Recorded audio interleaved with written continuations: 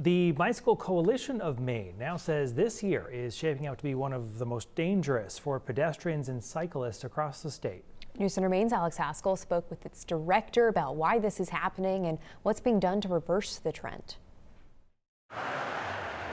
We really are approaching numbers that are equivalent to a public health crisis. Andrew Zarro is the executive director of the Bicycle Coalition of Maine. He says so far this year there have been 413 pedestrian and cyclist involved crashes statewide. The numbers are split almost evenly between the two.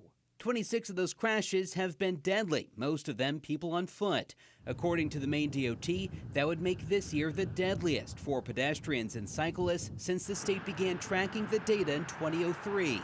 Zarro says distracted driving and speed are two of the biggest factors. People are driving too fast. That is something that is also one of the easiest ways to fix this issue. People need to slow down.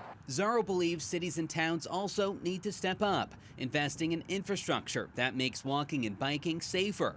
Earlier this year, Portland City Council adopted Vision Zero. It looks at everything from road design and traffic enforcement to driver awareness and public education.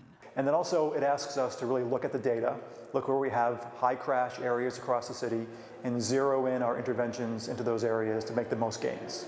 Vision Zero sets a long-term goal of reducing fatalities and serious injuries to zero over the next several decades. In the shorter term, one of the first issues the city will tackle is street lighting. And so we're going to be doing a deep dive into our lighting across the city and make sure that we have the lighting we need for people to walk, bike, drive, and be safe. City leaders say lighting improvements are only the beginning, and advocates say more changes will be needed to make Portland and other communities across Maine safer for everyone. This is affecting everyday Mainers, and every single person deserves to get home safely.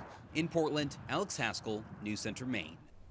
So far this year, according to the Maine Department of Transportation, Portland has seen nearly 80 pedestrian and bicycle-involved crashes and 3 deaths, while Lewiston and Bangor's numbers each sit in the low 20s for total accidents with 1 death in each city.